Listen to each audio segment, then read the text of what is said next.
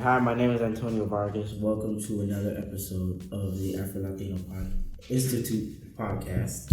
Today I'm here with a wonderful woman. What is your name? My name is Gandy. Okay, nice to meet you, Angela. So, my first question is, what is it like as a lawyer? Well, being a lawyer is set encompassing. I actually right now don't do personal representation. I work for a government agency, but a lawyer is one of those jobs where you can do everything, and you do some of everything. Sometimes I do counseling, like a therapist. Sometimes I do enforcement, almost like the government, when I'm helping somebody get something that they deserve under the law. Sometimes I'm just, I would call it just a support system to help somebody navigate the legal system, financial system, family issues. What does Black History Month mean to you? I'm really uncomfortable with the fact that we still have Black History Month. I thought by now we would just have History Month all the time and we wouldn't still have to have Black History Month. So again, I think Black Americans and Blacks from the diaspora know what we've contributed to the culture.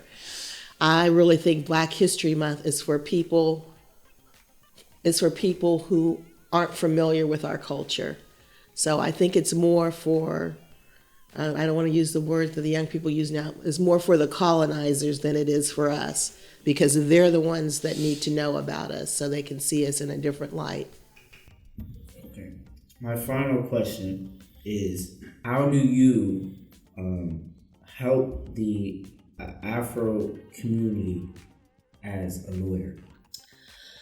Well, one of the things that I do now is I work for a government agency, and I do appeals. And that's when you get turned down and you go to a hearing and you say the judge was wrong. I review those appeals and I try to determine if the judge was unfair, if the judge made a mistake on the law. And I find oftentimes that African Americans, basically people of color and people from certain parts of the country, aren't as educated in the law, or they have horrible attorneys that don't do a good case for them.